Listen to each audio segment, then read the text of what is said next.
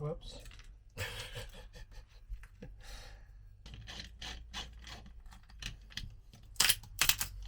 Well, that one was easy. Okay, maybe it's the smaller ones that are tricky.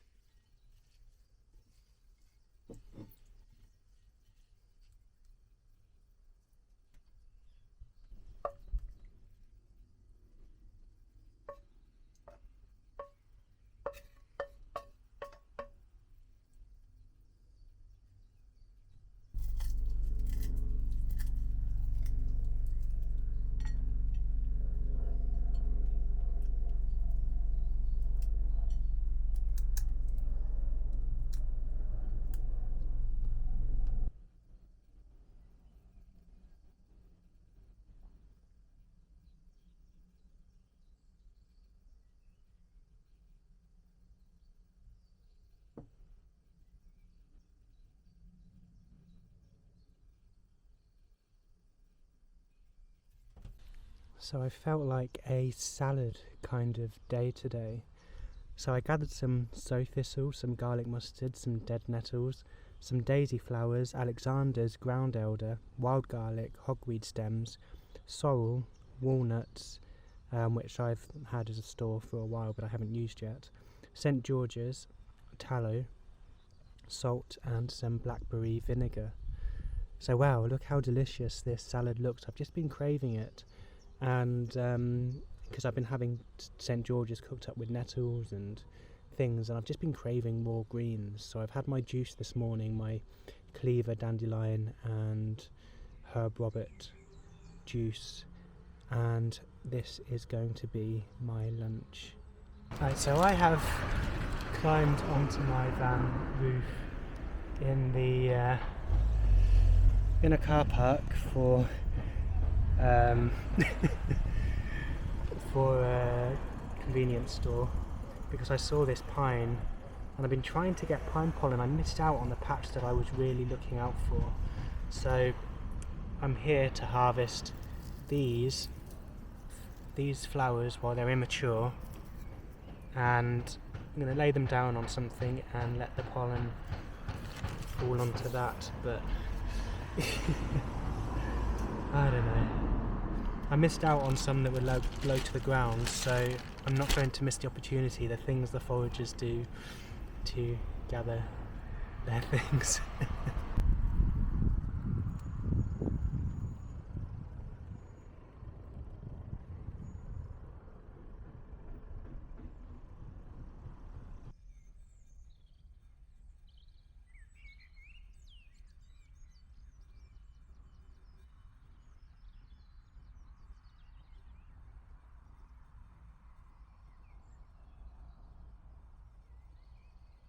I apologise for not posting as frequent as I used to do at the start. I was posting every 3 days, but that just suddenly became quite unfeasible when I've been very busy trying to harvest things and prepare things and process things on top of everything else. So the videos have become slowly fewer and further between. Also, the past couple of 3 weeks or 4 weeks, I've actually been eating more or less the same thing, so there hasn't been much to update, which I think is what our hunter-gatherer ancestors would have been very, very big on, eating what's in abundance at any given time. And I've just been feasting on St. George mushrooms for this whole time. And the circles for the St. Georges have stopped producing as much as they used to, so I haven't really been harvesting from there anymore, so that my diet is on the transition, and what to, I am not totally sure yet. And I'm wearing these glasses now because they just stop my eyes from going. With the inland pollution during this time of year, sure, the pollen probably has something to do with it, but it's mostly what's on the pollen, because if I'm somewhere that's unpolluted, middle of nowhere, somewhere by the coast for example, or somewhere that hasn't got much agriculture and industry around it, I don't really suffer. Not like I do when I'm right here, and when I've been going out a lot and foraging around places where cars have been going past, and that's really set me off. So I'm just wearing these glasses to make sure that my eyes don't go, because if they go then I won't be able to see much. It's not as bad yet, but during July time I head to the coast because I literally have to wear a gas mask around here just to be able to function. The pollution gets really bad. So I'm getting ready, I'm gearing up maybe next week to head to the coast, and I'm going to spend my time there for the next few weeks of the Wild Biome project. So hopefully doing some fishing and getting some resources there where the abundance, I mean it's abundant here as well, but things are starting to go to the flower stage and then onto the seed stage. So it's not going to be as productive as it currently is for much longer. I also have some crayfish nets that I've put at a friend's lake, and I'm waiting to see if we catch anything, because the lake where I am here right now, this lake, I did put a net out to see if I would catch anything, but it seems to be crayfish free, which is a good sign. It means that the fish are perfectly safe here, and I can just maintain this as it is. Now in here I transplanted, so I've been doing a lot of work around the place, and it's really nice to see it paying off. So the other day I brought some not watermint, that's watermint over there, and that's already established. No, what I've brought here is some watercress, and I've planted a load of watercress in various areas around here, and I'm hoping that they take off and do their thing and reproduce, and I'll have a bunch of watercress growing around the nature reserve. This will be my dinner this evening. I haven't got many. Usually you catch a lot more than this, but they seem to be very, very, very slow at picking up in terms of catching. I think the summer's been a little bit mild and the waters haven't quite warmed up just yet. Now I hope that in the next few days I capture a few more and can have some for eating. At my friend's lake, he has a license for capturing these, so I went there to put some of his nets out and see what we can do. And yeah, so this is my bounty for today. I've got 3 crayfish. He said there was 5 earlier, but 2 of them must have escaped out of the other net, so I have 3. So signal crayfish are an invasive species here in the UK. They take over the waters and they have a disease which kills off our native crayfish, and they're aggressive little creatures and they absolutely take over the waters. So it's something that if you know someone who has a license, or if you have a license yourself and you can go out and capture these, then you can feast off of these delicious little creatures. Now I believe that line catching these is perfectly legal. You just throw a line in with some bait and apparently they hold on to it. Hold on to the bait as you pull the line out the water. So apparently that is perfectly legal to do it that way, but the nets obviously are much more effective.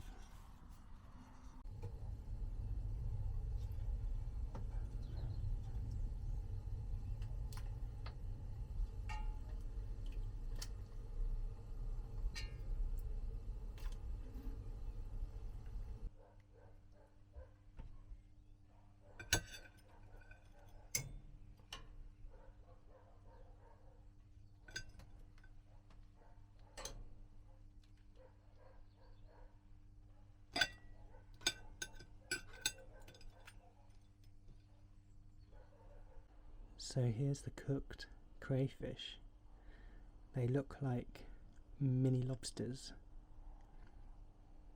but I am sure they're going to be just as delicious as them. Look at the size of the tail on this one. There's going to be some good meat in there.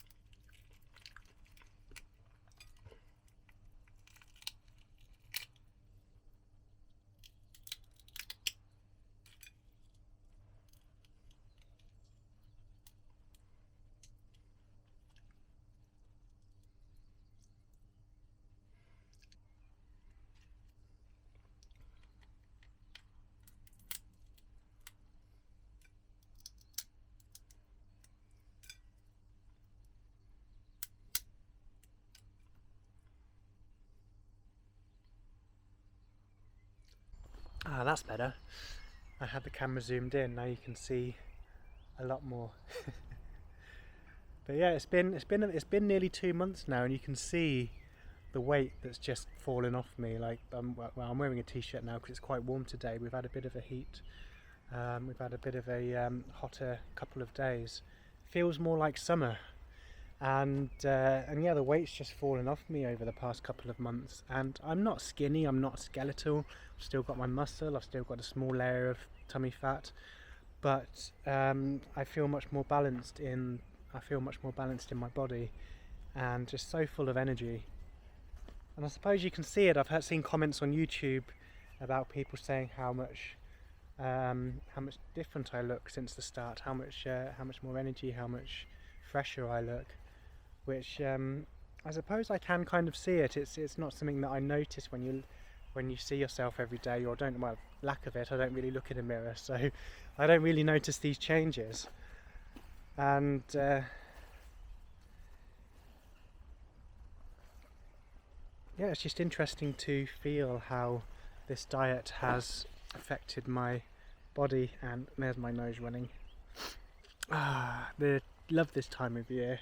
Now I wish I didn't struggle so much with my sinuses, but I'm just really sensitive to the excess pollution in the atmosphere, because we're surrounded by agricultural fields, there's a dual carriageway just down the road, the motorway not far away, so the air gets saturated with pollution floating on the pollen, and that just really gets to me. I've been giving it some thought, and I feel like I will probably go back to raw milk, but not in the huge extent that I used to.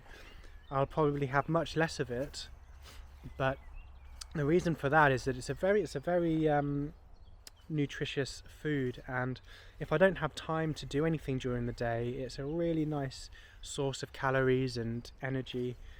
And when I'm travelling, it's convenient. But the main reason that I'm thinking of going back to it is that I have a couple of tooth cavities in the back of my mouth from when I was 20. I ate really bad for a year, stressful year, and I didn't take care of myself, and alas, my teeth ended up getting a little bit ruined. And I thought, instead of getting fillings, I'm just going to change my diet, and I halted the cavities back then.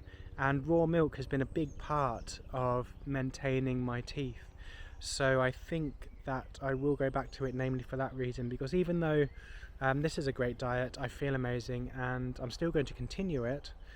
It's just, I do think I need the raw milk to substitute having too many solid foods, especially the grains and the acorns and the sedge and things like that, because I have noticed that they've got a tiny bit bigger, not by much, but just a little bit, just from eating certain foods. And I'm just kind of waiting until the stem cell therapy for teeth is available, and then I can kind of get that repaired, and then I don't have to worry about it, because my diet's been great for the past decade. But what this diet has done is that it has actually broken the habit that I did have on raw milk, that I did have on certain foods. It's broken the habit of just eating for the sake of eating, and not eating because you were hungry and you needed food.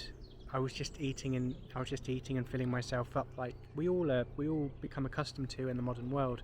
We just think, okay, we have to eat this, we have to eat that, and but no, I think that's definitely broken that reliance. So I don't have to be as reliant as I was on certain foods. I'll follow the seasons.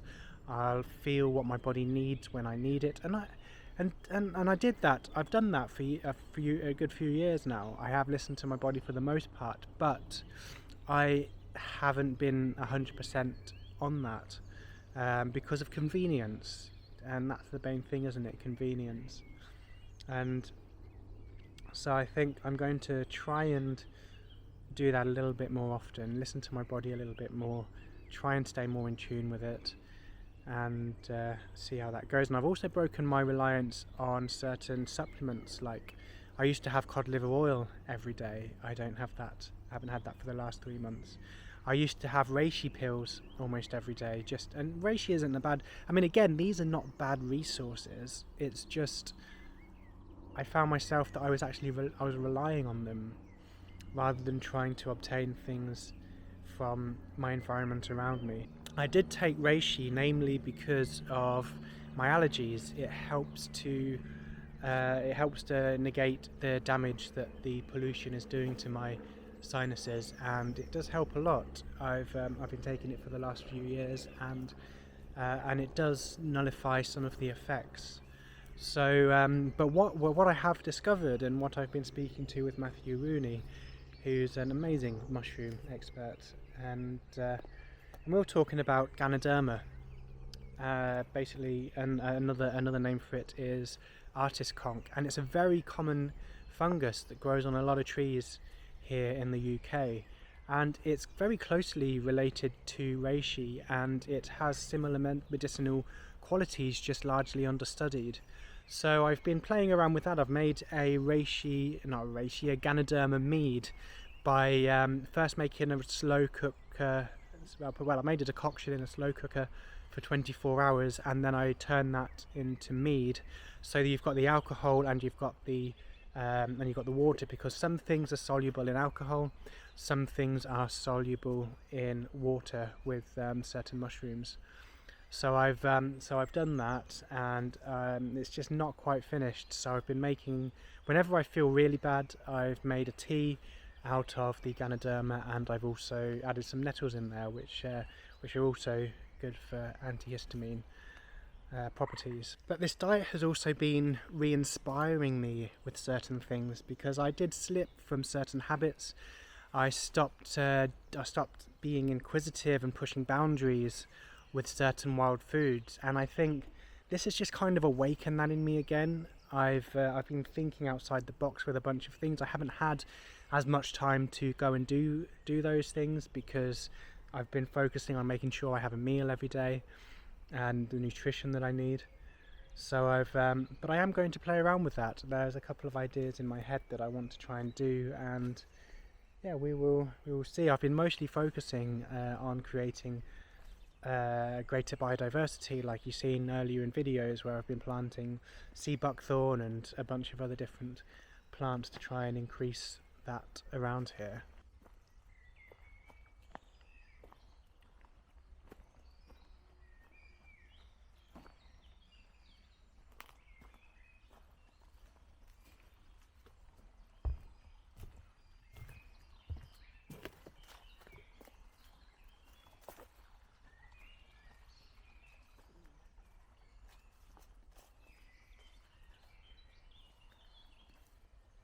And something that I've been really proud of is look at how this pendulous sedge is doing.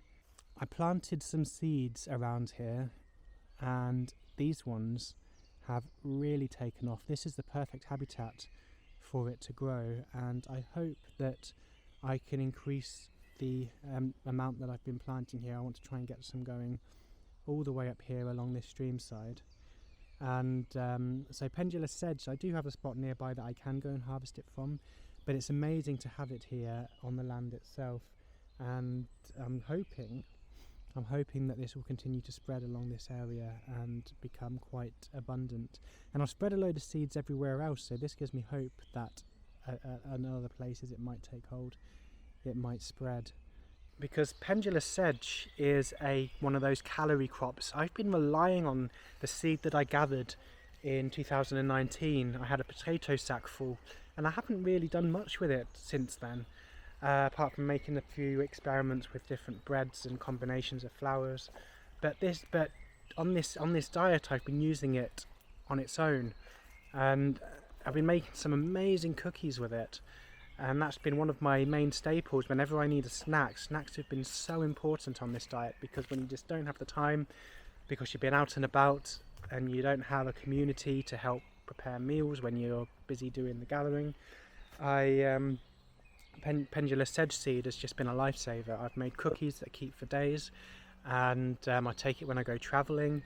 So it's just been an amazing resource. So I definitely want to keep that up, because it's something that will produce year after year. And yeah, it's something I definitely want to keep, and something I want to introduce around here. And I've still got trays of acorns. I haven't gotten through as much acorns as I thought I would get through, which is quite surprising. So it's I've got that as a resource. I've probably got another 30-40 kilos hiding in the cupboard that I haven't yet leached. So that's pretty amazing. And I don't think we're going to have another mast year for at least another year, 2 years. Maybe get one next year if we're lucky. We had a mast year every 2 years recently, but usually it can be 5 years or even up to 10 years before a mast year happens.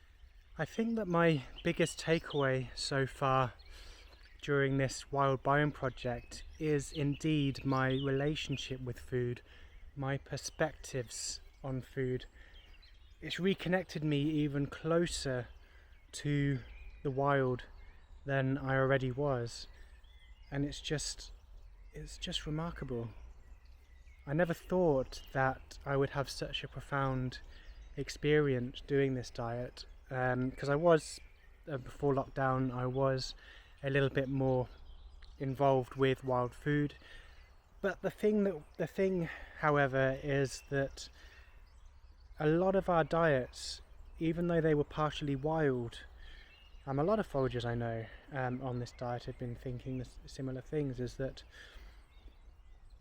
despite using wild food, we were using them with refined flour, with other ingredients that you can buy in the store to either bulk it up or just add it as flavour, add it as an addition to something that is already cultivated, already farmed.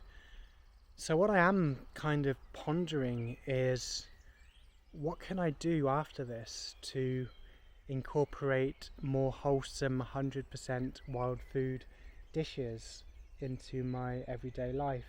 And I feel like after this diet it is entirely possible. It is a feasible idea, and I think I will play around with that a little bit more. Just that I do have other commitments later on in the year, so trying to balance wild food every single day is going to be a bit tricky, and I think that's the crux of the situation. I think that in order to be able to make this kind of diet feasible in the modern world, is that we need that community. We need people who are doing their own little jobs within it, so that we can feast every day on wild food and we can do all the other things we want to do. It's entirely possible, but we need to do it as more than just one person. And although I can thrive like this, I have to do it every day. I have to be involved with wild food every day. I'm constantly cooking every day. I am doing so much around gathering, harvesting, processing, creating, that there isn't much time for anything else. So I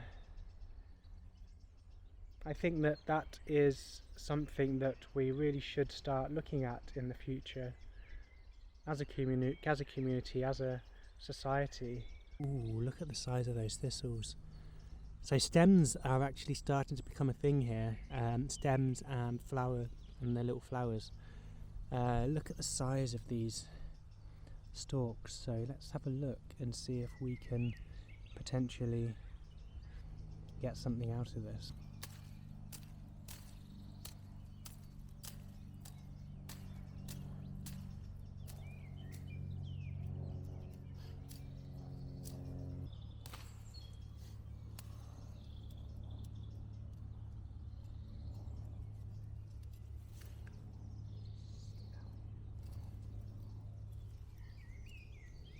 I need a sharper knife.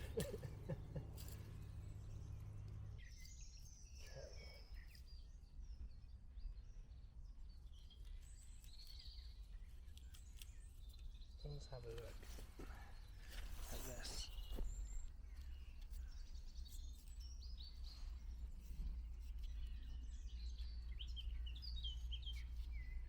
But thistles have amazingly thick, juicy stems if you get them at the right stage before they get too fibrous, too woody. And this looks like it's at the perfect point for that, actually. So I guess stems could become an intermediary, because they're so abundant right now. Let's see. Wow, this is a big one.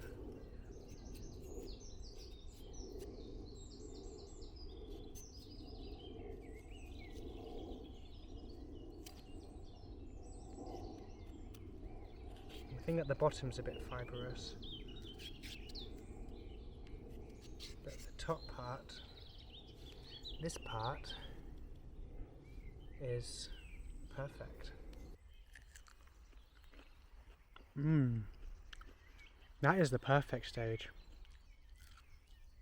A little bit fibrous, but still succulent in the middle. Wow, so good. So hydrating as well. It actually tastes a little bit like cucumber. That's what I find with thistle stems. They're very, very, very cucumber-esque in flavour. So it's something that I have used before, not for a long time, because I kept missing the perfect window to harvest them, but this is actually the perfect window. So I think I've just found one of my new favourite snacks for this time of year.